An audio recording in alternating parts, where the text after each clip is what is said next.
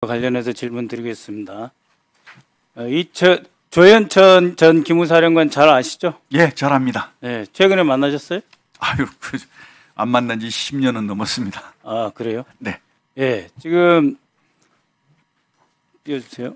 예, 계엄문건 파동의 출발이었던 2017년 3월 저현시 계엄 및 합수본부 합수업무 수행 방안, 혹시 이런 문건 보신 적 있으십니까? 그때 당시에 뭐 사건이 있었을 때 잠깐 봤습니다. 보셨죠? 네. 안 올라와요? 그러면 그 계엄사령부 편성표 한번 보여주세요. 그 편성표 다음 페이지 보시면 칸또 합동수사본부장이 계엄사령관 못지않게 막강한 권한을 행사합니다. 그래서 장관님이 차지철을 감사한다라고 했을 때 예인영 사령관이 가만히 있었는지도 모르겠는데, 이 계엄법 위반자 사법 처리라고 하는 것을 보면은 합동수사본부에서 직접 처리한다. 관할이 불분명할 경우에는 합동수사본부에서 조정 처리하고 또 협조관을 파견해서 현지에서 수사를 조정 통제한다, 이렇게 돼 있고요. 그 밑에 저 오른쪽 페이지 보시면 수사 1국은 기무사, 지금 방첩사, 수사 2국은 헌병, 수사 3국, 합동수사본부 내에 수사 3국은 경찰이 들어와 있고, 수사 5국, 국정원까지 합수부 내에 수사 5국으로 들어와 있습니다.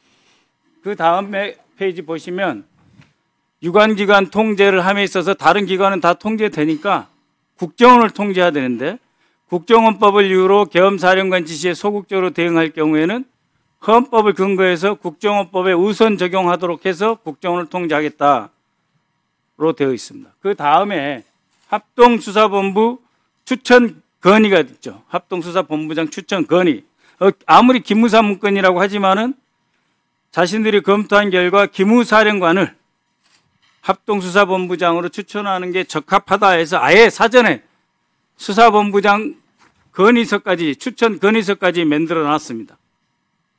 그 다음에 합동수사본부장을 기무사령관으로 한다라고 하는 것은 누가 건의하느냐 했을 때 국방장관 주재로 합참의장, 육군총장, 기무사령관, 특전사령관, 수방사령관, 국방부 정책실장, 합참정보작전본부장, 군사보좌관으로 구성되는데 모두 충암파 내지는 영연파의 핵심 인물이죠.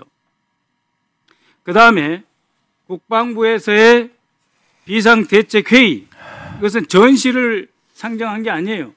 전시가 아니고 폭력 집회 등 국내 치안, 사회 질서를 대상으로 해서 폭력 집회, 시효 규모 이런 것들이 어느 규모 이상이다 할 때는 국방부가 비상대책회의를 열어서 계엄을 건의할 수 있도록 이렇게 되어 있습니다.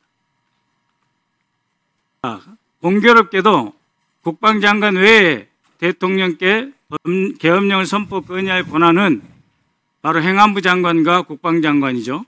매번 강조드렸습니다만 충암고 출신이고, 그런데 이 이상민 행안부 장관이 지난 3월 달에 방첩사령부를 찾아서 여인영 사령관과 장교 2명을 만나서 대공수사를 협력했다라고 했는데 그 결과로 맺어진 협약문이 있습니다.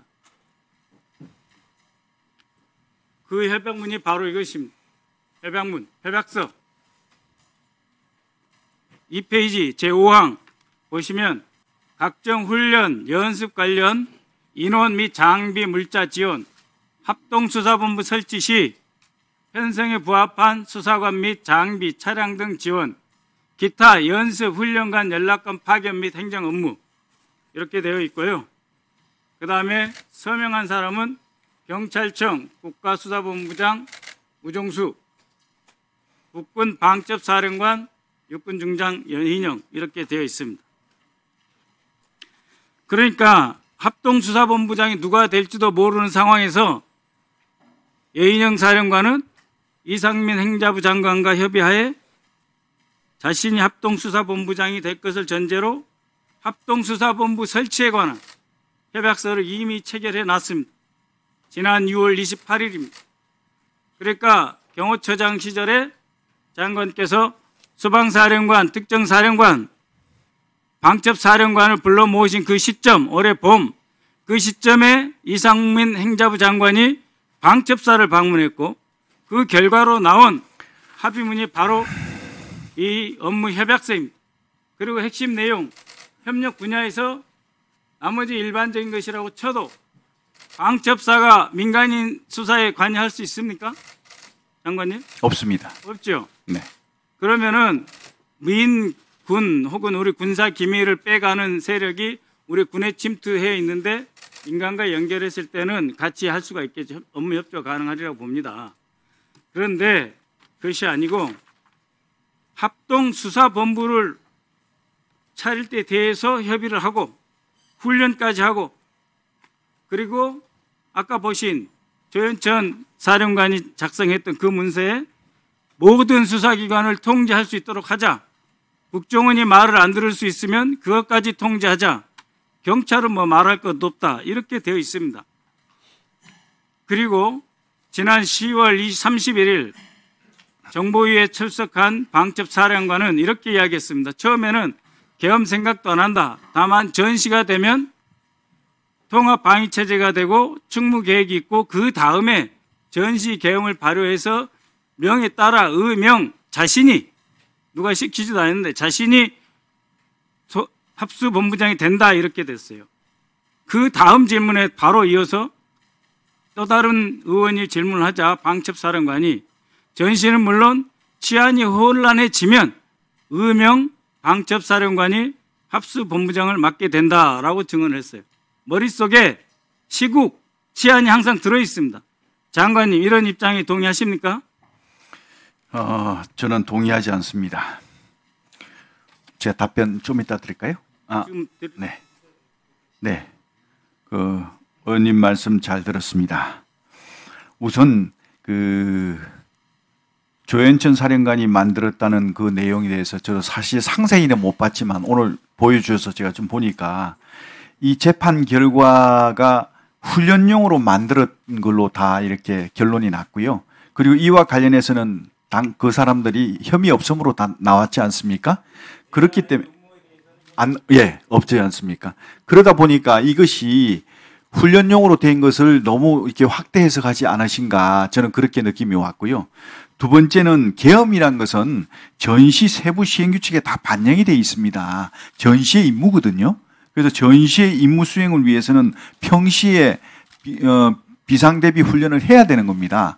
그런 어떤 훈련 차원에서 준비하는 것과 훈련하고 하는 것들은 군의 기본 임무거든요. 그래서 그런 기본 임무를 너무 좀 이렇게 확대해서 가시는 것 같다 하는 그런 생각을 저는 갖고 있습니다. 그 다음에 세 번째는 행안부 장관하고 방첩사령관하고 만난 거에 대해서 말씀하셨는데 진짜 그런 생각이 있다면 행안부 장관이 저한테 와서 얘기해야 되는 거 아닙니까? 제가 행안부 장관을 불러서 얘기해야 맞을 것 같은데 저는 행안부 장관 개인적으로 만난 적이 없거든요.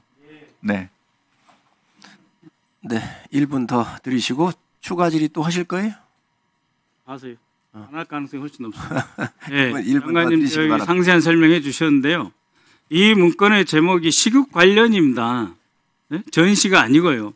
그리고 여인영 사령관이 국회 정보위에 와가지고 전시에 이렇게 된다 하는 것도 설명했을 뿐만 아니라 치안이 혼란해지면 자신이 방첩사령관 자신이 수방사령관이 된다라고 이야기를 했고 그리고 이 문건은 장관한테 보고하지 않은 상태에서 즉 이상민 장관이 국방장관 당시 신원식 장관한테 보고도 하지 않은 상태에서 가서 이런 협의를 하고 별도의 협약서를 작성한 겁니다. 그렇기 때문에 여기서 작성된 제2조 협력 분야 5항 각종 훈련 연습 관련 인용 장비 물자 지원 이거는 없어져야 된다 이거예요.